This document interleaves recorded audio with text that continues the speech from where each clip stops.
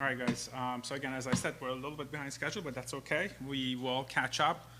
It's just that we might shorten the break a little bit. So it gives me great pleasure to introduce the next speaker. He's a world... Oh, wait, it's me. Never mind. All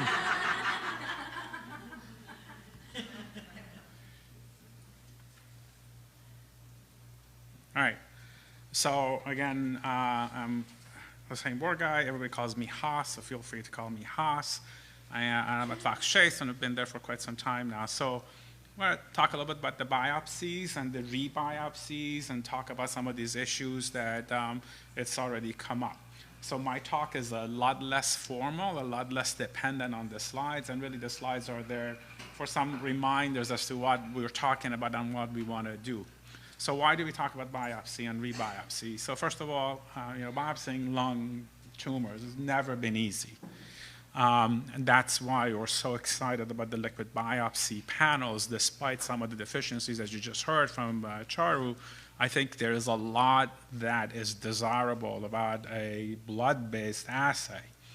Why is lung biopsy so difficult? So if a patient presents and the tumor is sitting either in the periphery or sort of in the middle of the lung, as you see in that picture, there really aren't any good ways of getting to it. And by good, I mean methods that are not painful, not risky, because every time you put a needle, which is what you need to do, to go through the lung to get to that tumor, you're risking a couple of major issues, right? There's risk of bleeding, there's risk of damage to some sort of a nerve, and the biggest thing that we see is what we call a dropped lung, quote unquote.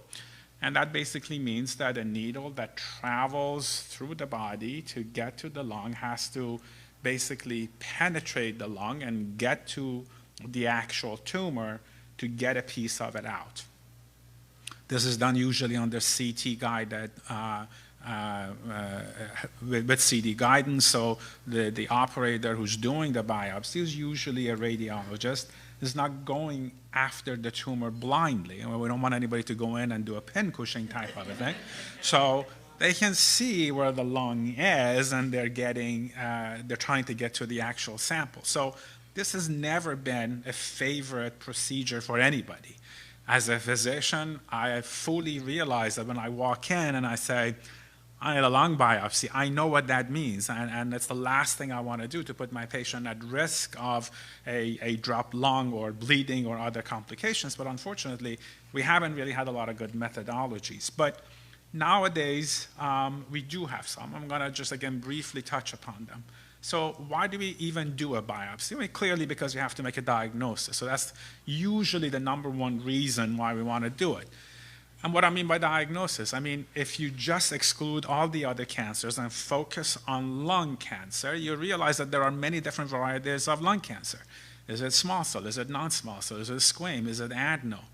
And that matters to us because nowadays, thankfully, we have treatments that are tailored towards the kind of histology, as we call it, that we see.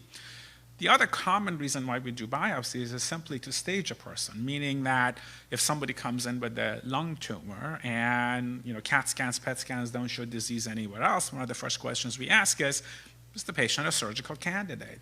Sometimes to determine surgical candidacy or to determine what the best treatment option is, we need additional biopsies. We need to figure out if some of the lymph nodes are involved in the center of the chest. That procedure used to be a little bit more invasive, meaning that it required surgical approaches and all of that. But nowadays it's a little bit less invasive. It still requires a bronchoscopy and things like that, but it's not as bad as surgery. So we want to make a diagnosis, and we want to appropriately stage a person so we can deliver the most appropriate treatment for the patient, chemoradiation versus surgery versus just chemotherapy. So I briefly touched upon the idea of doing a CT-guided biopsy and potential complications. Again, as you've heard in the last two talks, we're no longer in the era of saying Mrs. Jones has lung cancer and we're done. We want to know what type of lung cancer. Then we want to know, do we have any molecular subtypes, as you heard from Dr. Baumel's presentation earlier today. So we want to have the EGFR, we want to have the Alq. And all of that has added to the complexity of the biopsy because now as opposed to about 10 years ago where a simple, what we called FNA, fine needle aspiration, was enough. You get very small amount of tissue. Now we need what we call a core biopsy, slightly bigger needle, because I need to have more tissue to be able to do all the molecular testing that you heard about.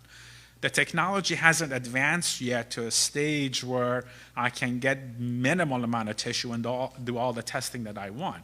Hopefully, with the liquid biopsies coming on board and becoming more and more sophisticated, there'll be less and less need for tissue. We're not quite there yet. So FNA and core biopsy under CT guidance. We do bronchoscopies. That's a lighted camera, very much similar to a colonoscopy, for instance, that goes, the operator, the pulmonologist, usually, they take the lighted camera, they can see exactly where they're going. All of these equipment now is fitted with the biopsy needle, and under the care and management of a properly trained pulmonologist, it's a relatively simple procedure to get this. But you need anesthesia for that, meaning a patient loses a day of work, for instance, because if you get anesthesia, you can't drive, you have to come with a family member. So there's a lot of time and other issues that's associated with these procedures. There's another thing we call EBUS, which is basically using an ultrasound that would allow the pulmonologist to visualize these lymph nodes that we see and allows them to specifically, again, not being blind, taking a needle into a lymph node that they see under ultrasound guidance, so they're not sticking a needle into a blood vessel, for instance. And that usually is a procedure that now we do in conjunction with a bronchoscopy. Obviously, we have surgical procedures. You know, if we are really desperate to get tissue and none of these methods that we have discussed here give us the diagnosis, then, you know, we might have to do a surgical procedure. But again, that's extremely rare nowadays, particularly at the bigger centers that we go to. And then finally, the liquid biopsies that we heard about, which I truly believe is going to be what we're going to be doing for the most part in the next 2, 3, 5 years, meaning that, again, less and less reliance on tissue, more and more reliance on simpler methodologies such as liquid biopsy. The only thing that still gives me a little bit pause about liquid biopsy now is that in the era of immunotherapy, we still like to have that tissue because it gives us a little bit more information about the makeup of what we call the tumor microenvironment, what the tumor is doing when it's sitting in the middle and it's surrounded by all these immune cells or not surrounded by the immune cells, because we get a lot of information about how to possibly treat those tumors. But again, those are the kind of nuances that we're trying to work through as we come up with different diagnoses and how to manage patients. So that's the biopsy. And I think most of us agree that at the time of initial diagnosis, a biopsy is needed, again, for all the reasons that I just outlined. But why do we want to do a rebiopsy? What's the point of that? Why would I want to put somebody through the same procedure again if the liquid biopsy is negative or it's not there? So why do I want to do it? Well, you want to do the rebiopsy because there are finer molecular characteristics that could come up throughout the treatment, particularly with a lot of the targeted therapies that nowadays we use. What do I mean by that? I have a slide at the end of it, and I'll show you. And I think that's going to make the example a little bit more clear, meaning that let's assume somebody comes in, they have a non-squamous non-small cell lung cancer, and they have an EGFR mutation. Our standard practice now is to suggest a targeted therapy with an oral agent. It works very, very well. Unfortunately, many patients still have progression of disease. What we've learned is that at progression, some of these patients have either a different histology of lung cancer, or more commonly, there is a new mutation. And we need to know that because now for one or two of these mutations, we have other targeted therapies. So instead of having to put somebody back on chemotherapy with some other complications, we might be able to treat someone with a different pill or maybe two different pills. So the field is advancing to this stage that the more information we have in terms of the genetic alterations that actually happen through the treatment, the better we can care for our patients. So these are some of the issues why we want to have the rebiopsy on our patients. I think the liquid biopsy as far as we are concerned in the academic centers, is fairly well validated. I think it's difficult to demand a 2,000 patient study all over the country to do it. It's just hard to pull those kinds of things off. And I don't necessarily think we need that level of data. I think there's plenty of data right now to suggest that liquid biopsies are actually quite helpful. The sensitivity, again, as you heard from Dr. Agrawal, is not quite there yet, and sometimes we have to go to tissue, but for the most part, about 70–80% of our patients, I would say, we can get a lot of information out of the liquid biopsies, hoping to eliminate the need for the more invasive procedures. And this is the map that you saw from Dr. Baumol's presentation that helps us figure out why we want to do the rebiopsies. This is an older publication, 2011, but it sort of tells you why we went down this road. Of all the patients that had EGFR mutations who were being treated with the standard of care at that point, at the time of progression, when these patients were biopsied, about 50% of them had that, what we call T790, which, back then we didn't have a medicine for, but now we have a really good drug for it, and that has changed. So there was a new alteration that we needed to know because we had specific treatment. Another 5, now we would say closer to 10–12%, have another mutation or amplification or change. These are the MET alterations. Why is that important? Well, because again, just a week ago at AACR, we heard about a couple of presentations where EGFR co-mutation with MET might be treatable. So again, that's a major advancement. And if we hadn't done the rebiopsies, we would not have been able, yeah. Yeah. For the second and third bullets, do I understand correctly that those abnormalities are new abnormalities that were discovered secondarily that weren't present primarily? Absolutely. Okay, yeah, sure, absolutely, and that's a really important point. Again, we do these rebiopsies because we know secondary changes happen after the initial treatment, which is why we need to know them. So MET. And I think as far as the physician is concerned, and I think as far as the patient is concerned, one of the more complicated things that we heard and we've learned is this, what we call small cell lung cancer transformation, meaning somebody started with a non-small cell diagnosis, and after a period of treatment, I actually now have this transformation into what we call small cell, which is a little bit more complicated to treat. It's a little bit more of an aggressive disease, and therefore, knowing and understanding that small cell is there is going to have a major impact as to how we treat that particular patient.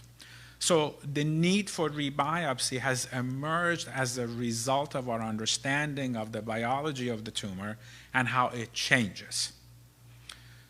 So how do we incorporate this liquid biopsy into this? What other benefits could this offer to us, and how do we personalize it? Well, you can imagine that if we advance to a stage, and Josh and Charu do this in their clinics quite often because we've seen them talk about this. They get a patient who has an EGFR mutation, and periodically they get a liquid biopsy because they want to know what is happening with that clone, that mutated clone that Josh explained, over time. We see that sometimes those mutated clones can actually go away with the appropriate treatment, and they gradually start to come up. And as we learn this, we're going to put together treatments and protocols where it says, maybe you don't have to wait for the CAT scan to progress 2 months down the road. Maybe if you see a resistant clone come up, you can intervene at that moment and see if you can knock it down enough so that you don't get to the CAT scan progression. And perhaps that would be one way of extending the period of time where patients are on active treatment without progression. And hopefully that would mean better survival and all of that other stuff that comes with it. And I actually have a protocol in works that hopefully will, at least in a limited number of patients, give us a little bit more information as to maybe that would not be a bad idea. Are there examples of this work in other cancers? Well, our colleagues who deal with leukemias do this, have been doing this for some time. We know that there's this disease called CLL that's very common, and there are clones that can come up, and there are protocols to actually intervene when you see some changes in the blood instead of waiting for a full-blown progression. We're not there in lung cancer. primarily because we still don't have good enough treatments that we can do those kinds of protocols, but we have enough that we might be able to have an impact. And I think that's why we do these clinical trials, and that's why knowing that with repeat biopsies you can detect additional alterations before the CAT scan progression might be helpful. So this is a work in progress. Personalizing the delivery of care has been a goal for oncologists for close to a decade now. It started maybe about 10 years ago at the American Society of Clinical Oncology with the understanding of the EGFR mutations and others. We've gone back a little bit, I feel, because we sort of came up with chemotherapy, immunotherapy combination. It was working in a lot of patients. So we've backtracked a little bit, and we sort of have this all-comer approach, which I don't think is really where we want to go. We realize that every individual is different, every individual's tumor is a little bit different, and every individual's tumor reacts differently in that patient because we are different people, right? So trying to understand that interaction and personalizing the delivery of care, I think, is going to be very, very important, and it's something that I hope as oncologists in general we don't forget. The goal is to personalize the delivery of care because A, it's better for tumor control, B, it's probably going to be a lot less toxic, and C, even if there's side effects, if I can come and say, look, for your tumor, this is the best treatment based on everything we know, I think we're willing to accept a little bit more side effects because it is the better approach than to simply say, I'm not really sure, this worked in 50% of people, and let's try it and see if you're in that 50%. I don't think that's an attractive option as far as I'm concerned as a medical oncologist. And I'm very confident that we're going to get to a place where, with everything that Josh said and Jaru has presented and everything you're going to hear throughout the day, we're going to get to a place where you come in, we draw a tube of blood, and we're going to say, you have X, Y, and Z, and therefore your treatment is X1 and Y1, and you're going to be okay. And then if something happens and the tumor progresses, we're going to do another blood, and then we're going to switch your treatment. My hope and my dream is that we're going to get there, and I'm confident that we will. So as I said, I'm going to make this short and get to the question and answer session. So I'll end my talk here. Thank you.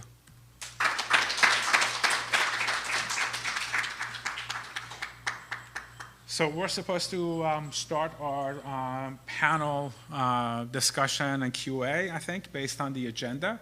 We have a little time before we go on break. All of us are here, Jack, Melina, Charu, Josh, myself. So let's open it up and see what kind of questions you guys have. Yeah. My question was for Josh. TP53? Uh-huh. I have that.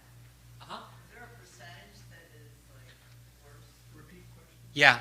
So the question was about TP53, and you said that you have that mutation. Is there a percentage that's worse? You mean on like a liquid biopsy sort of thing, the amount of TP53?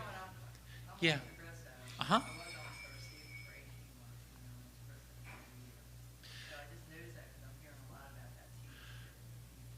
So for patients who have TP53 and have serial next-generation sequencing or liquid biopsies that are being done, I mentioned how the doctors can sort of go down a path as a result of seeing other mutations, but it can be alarming for patients too when they see things like that. So just a bit of a level set.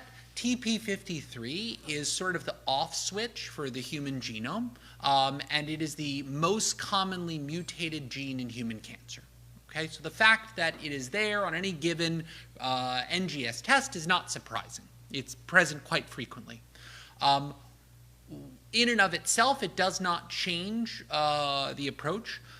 There are some data indicating that patients who have P53 mutations or RB mutations may be at a higher risk of developing subsequent small cell transformation, but it is not 100%. It's not say that you see this, so therefore that will occur.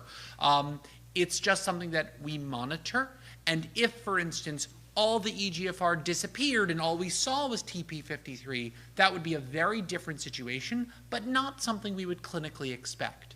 At this time, in the absence of targeted therapies for TP53, and there are some that are in development, we do not change our treatment as a result of it. Does that answer your question? That's a It's great question. Really great question, yeah. Yeah. I have a question. What she was discussing, is that a fusion? So the question was about TP53. Is TP53? Oh yeah. So the question is TP53 tend to be a fusion or a mutation? It is a separate gene. There are not, to my knowledge, any fusions associated with TP53. It is something which is mutated. It is one of those off switches I was talking about before, where if the off switch is broken, lots of things start turning on that would normally get turned off by TP53. Yes. There's two things. The small study on EGFR had what to me seemed a high small cell mutation rate of 13–14%. Is that the same as ALK? I thought it was more like 1%. Do you want to take this one, Hans? So the question is that the slide that I showed for patients with EGFR mutation who had rebiopsies, and a fairly large portion of them, 12–14%, had small cell transformation. And is that the same as ALK? No, ALK is actually a completely separate. No, I'm saying for ALK. For ALK.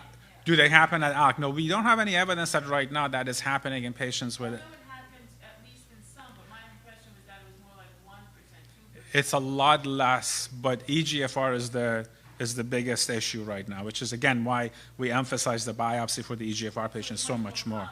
Absolutely, absolutely. And Yeah. the other question I just had was, I believe you were talking about it, when you were mentioning how a lot of places, for example, doctors aren't even doing any mutation testing at all. And I'm always astounded as a patient and hearing from other patients about what I would consider really certain low levels of care, even with doctors at sometimes places, that have very good reputation. Obviously, the patient has and is doing, if they're able, to call this out and get better care for themselves. But I really feel like the medical profession needs to be acknowledging this and taking it seriously, both through peer pressure and through training or whatever, to make people doctors stop thinking that that's sort of okay. So let me just make a quick comment, and I welcome comments from Jack, Josh, and everybody else. So we actually have studied this.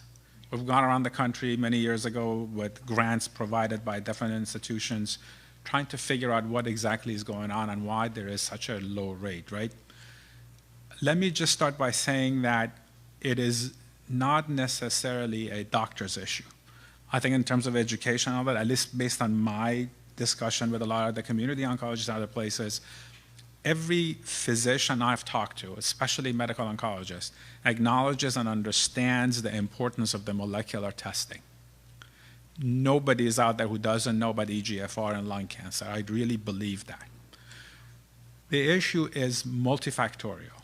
First of all, you're raising this question of disparities in healthcare that we're still dealing with in this country. So there are parts of the country where predominantly minority patients live, and the level of care that they get is suboptimal, and we all realize it. And it's not so much about public shaming of the physicians and all of that. That's a system-wide error. And it's a problem that we're trying to address, but it's not something that Josh and Jack and I can do on our own, right? So again, it's multifactorial. There are a lot of different issues that goes into it. The other couple of things that I want to say is that I still feel that you're right. There is a certain level of nihilism about lung cancer diagnosis, particularly in patients who are 70, 80, and might have a little of a weaker sort of constitution when they walk into a doctor's office. We still see that. But it's not so much on the medical oncology part. It's mostly on the primary care or pulmonologist. Just yesterday, I saw somebody in the clinic at Fox Chase who came from an hour and a half away, diagnosed with lung cancer just because his leg was broken. He was on a wheelchair. He was told by his pulmonologist, you have too much disease. There's nothing we can do for you. You should go on hospice. And the guy left the doctor's office an hour and a half away crying, a week before that. But then he said, oh, maybe I should go for a second opinion. He came down and we chatted about that, right? So there is this level of sort of, oh, it's lung cancer, there's nothing we can do kind of a thing, but not on the part of the medical oncologist. And again, the educational programs that now coming out is targeting pulmonologists, targeting pathologists, targeting everybody who might come in contact with a lung cancer patient to try to improve that. And then I still think some of the biggest issue is that there are radiologists who are truly concerned about sticking a big needle in a lung to get adequate tissue. And that's why this liquid biopsy is so important.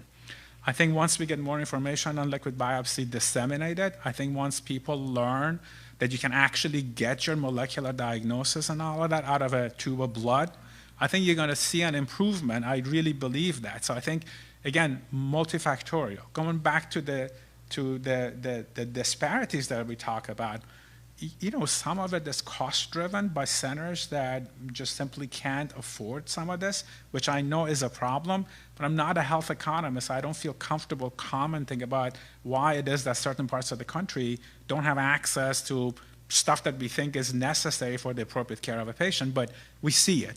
It's all over the media. The presidential candidates talk about it, you know, senators talk about it, but concrete efforts to overcome it has been less. But can I say one thing? I also think, because I talk to newly diagnosed patients all the time, and a lot of it is with especially research moving so fast, it's really hard for doctors in academic institutions or cancer centers to even keep up with the research. So there's a number of patients that I've supported really recently that have gone back to their oncologist at the community hospital, and they have been extremely receptive of the information that I have given them, that they can then But provide. that's part of what prompted my question. I go Yeah. to MSK, and my doctor, who's been around for a long time, maybe that's part of the problem, I don't know. I have to be pointing out stuff, whether it's from the package insert, about the testing, or, I mean, just the most So, basic, like, so one thing I would say, it is a good problem that the field has exploded so much that even the people who eat, sleep, live, and breathe it can't keep up with all of these developments.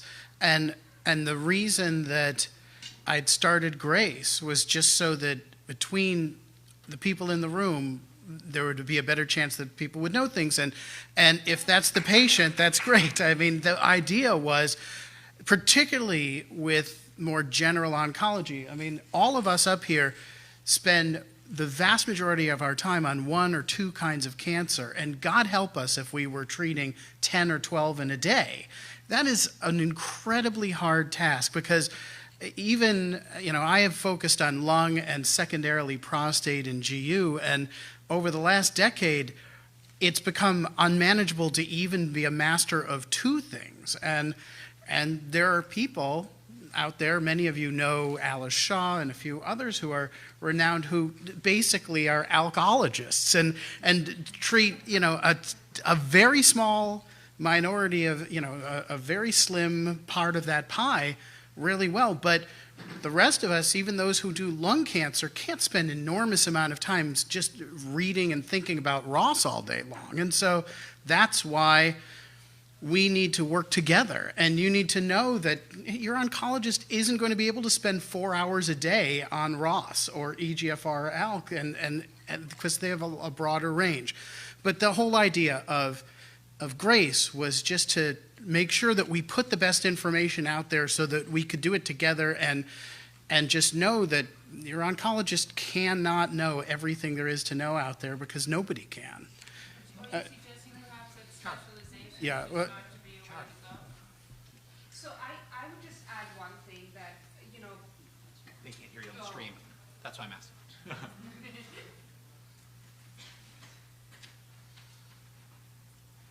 so I would echo much of what has been said before. I will just add that it's a very exciting time to be a lung cancer oncologist. You know, we joke that the standard of care literally changed every 6 weeks in the last year. Every meeting we would go to, we would come back home and, you know, do something differently for our patients.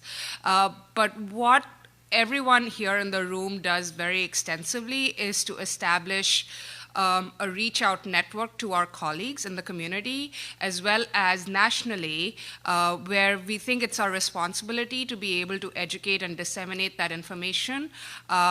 at Penn, we have instituted sort of this molecular tumor board where we are reaching out to other physicians within the network of Penn and be able to educate those physicians. And Jack, Hoss, and Josh do this very well, where they actually conduct these meetings where they go out and teach other physicians on what the latest advances are. So there's a very key component that you pointed out of educating, all our friends and colleagues in the community who may not be as up to date with all these new advances. You've had the question. You want to ask your question? No, go ahead.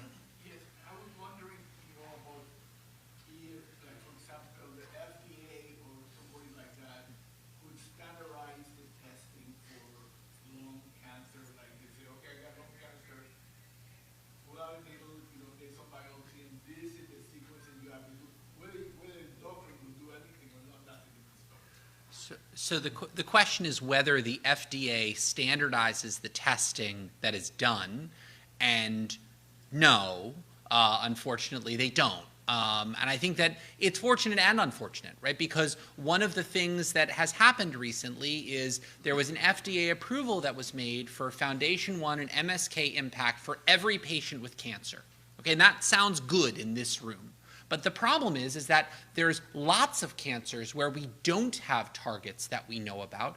And what Jack was mentioning before about providers giving drugs without efficacy is a problem. So you can do the testing, find something, and say, oh, I'm going to act on this. So for instance, the best example that I can think of is many of these assays will identify Alq mutations. Now, Alq mutations might be relevant for patients who are resistant to current Alq therapies, but it's translocations that really direct sensitivity. And what could happen is someone sees an Alq mutation, they say, oh, I know what alectinib is. I'll give alectinib. And it feels like, well, alectinib is pretty well tolerated, but that's time lost where a patient is not receiving the right therapy. And the same is true now of NTRK. NTRK translocations have amazing responses to drugs like larotrectinib, but NTRK mutations have no response. And so the difficulty is that when the FDA has come in thus far, it has been, in my opinion, a rather crude effort to try to help, and I'm not sure that it's moved everything in the right direction at all times. And I would say that what Josh is saying now is known by about 7 oncologists. I mean, it's really, the tools are out there, but we don't have enough information and knowledge about how to use them because it's been moving so quickly. So I was speaking with a pharmaceutical company who's in the ALK space last week, and they mentioned a statistic that very much concerned me.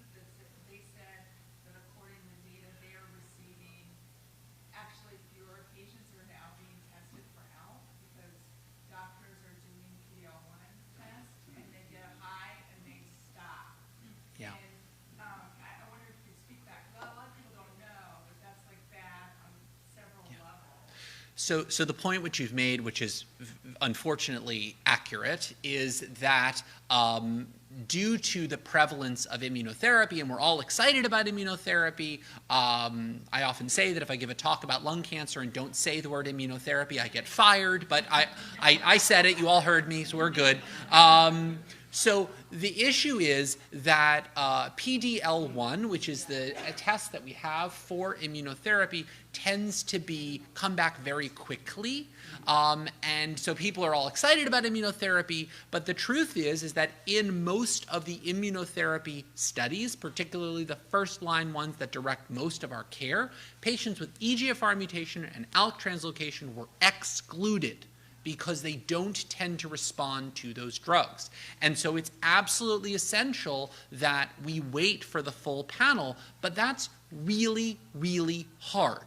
And particularly when you get into the community, if someone comes to see myself or Char or Hoss or Jack, we have a big institution with the name over our head and we say, you have to wait. And they say, oh, well, I came here to find out your opinion, so yes, I'm going to wait. But in the community, it's difficult because they say, you have to wait. And they'll say, no, I'm going to go to Penn. They'll give me immunotherapy right away. And it's a difficult balance to strike. But it is important that we don't rush into immunotherapy. Also, though, not just that it could be wrong, So the there's clearly more toxicity for immunotherapy when it's combined with EGFR-based therapy. The toxicity combining with ALK-directed therapy, it doesn't seem to be as bad, but you're absolutely right. There's multiple reasons why this shouldn't be used in that setting. And again, that's part of what we were just talking about. Some of that requires additional training and dissemination of the information. But again, looking at it from an oncologist point of view, if you see a patient in front of you who's really symptomatic, I mean, do you really want to wait another 3 weeks to get your moleculars? And there are places where you have to wait that long. So I think they're making a decision based on what they're seeing in front of them also. I think there's always a couple of different things that are going on when you want to decide treatment on a patient. But yes, that what you were bringing up is something that we were worried about when the PD-L1 story emerged with, all the testing and all of that, and goes back to this personalization of care that I was trying to get at. So the one-size-fit-all type of a chemoimmunotherapy, I think, is a little of a problem that we're trying to challenge our colleagues to think about. Yeah, and I would just add a few points. One, that, the PD-L1 can come back in a day or two. And increasingly, I think one of the problems is that there's been so much attention / hype about immunotherapy. Some of it is deserved because it's really changed things and it is really effective for some people, but generally it's not the people in this room or the people with driver mutations.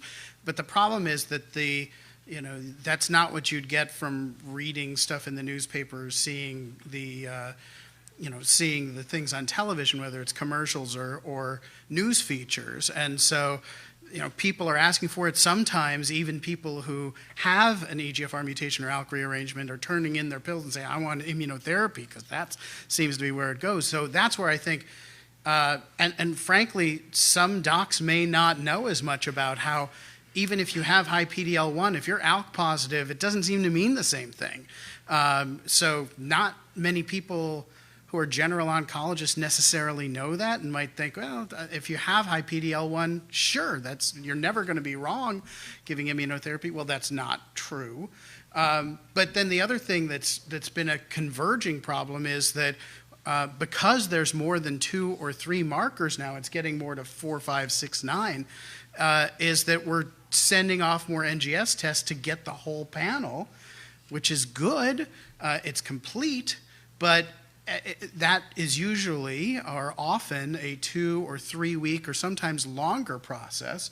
And if you're not at an academic center that's running it or a large referral center that's running it at their own lab, it's a send out to Foundation or some other place. So somebody had asked, can places far and wide do NGS? Yes, but it takes longer. It might take 4 or 5 days for the tech to send it from the pathology lab to Foundation.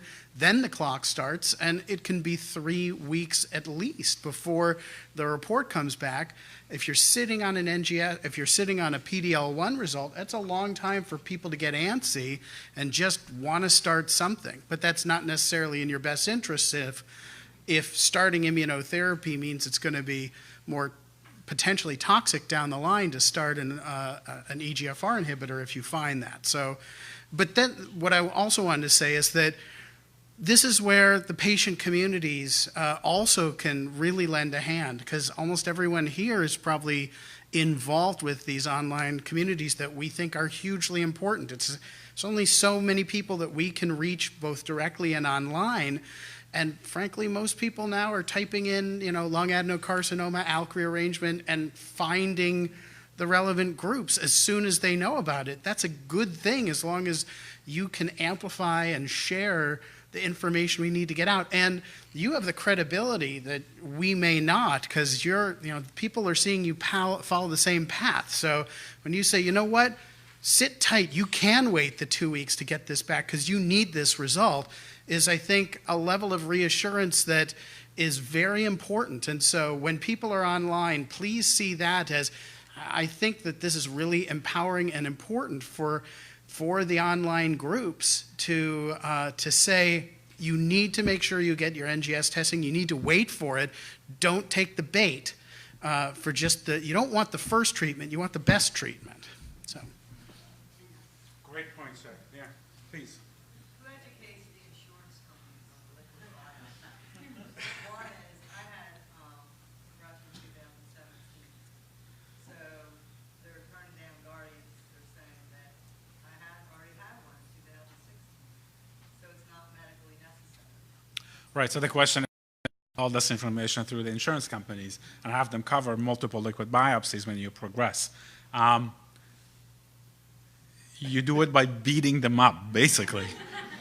You keep calling, you keep sending. A lot of us actually do work with insurance companies in terms of reviewing their policies. They're actually, some of them, the bigger ones obviously, are good about going to experts and saying, this is our current policy for coverage. We need your help in figuring out if this is appropriate or not. So I've been part of that, and I think sometimes that's good to see. But that only happens with the really big ones that have a lot at stake. Yeah. Yeah. Right. That's, you know what, we deal with that. I mean, I can tell you that even in an academic center where I'm completely spoiled and I really don't have to do a lot of this stuff, I'm spending more and more time talking to insurance companies, writing letters, and being on the call with them to try to make a case for a test that I want for the patients. And it is usually around these more expensive tests that we are asking. The grand scheme of things, we all realize that a $5,000 test for a patient who has a lifetime of treatment is really nothing. But insurance companies think about the next quarter. They don't think about 5 years and all of that. So I mean, a lot of it is business decisions that are incorrect, and the education is on us and organizations that we work with, and also patient advocacy groups to apply the pressure that's needed to get it done. To be fair to them, sometimes we have to generate the data. I mean, because Josh says, I feel like this is important, isn't good enough. We have to be able to show that the data is relevant. So some of that is up to us to do the studies that show this is relevant, and it's not Hosse's feeling that the liquid biopsy is good, right? And I think that takes time. But you're raising questions that, I don't think I have a clear answer to it, but we fight alongside with you to see if we can get these kinds of things covered. No, And we realize that, yeah. But I think it really is a problem that doesn't have a clear answer, because this is moving in real time. There are not ironclad data for this yet, so it's a judgment call. And it is something that there's a lot of variability. It's not in any kind of FDA guidelines or NCCN, which is another body looking at the data. We can't point to a clear reason why we need to do this to change therapy in many cases yet. So it's still an important research question. It's not out there far and wide as a mandate. And so until we generate enough data, it's going to be a debatable point and a lot of phone calls to settle. We should probably do a break, but look. I just wanted to add one more thing to that whole, how do we get these covered? I would just say that the testing partners have really partnered with us and are able to really provide very facile feedback in terms of, if I have a patient who contacts me and says, listen, I just got an EOB from my insurance company saying that my test is not going to be covered, our laboratory testing partners that we are sending out these liquid biopsies to have been extremely reasonable in working with us and working with patients and trying to manage these costs and getting a very small copay out to the patients. And I would just add one last thing, that, these tests are becoming less and less expensive every day, as they're becoming more large scale. So that's really great news for us. A test that used to be $5,000 3 years ago is now $2,700. So, it's really improving, and now we'll be able to get 500 gene panels at a much lower cost than before. So I think better things to come in the future.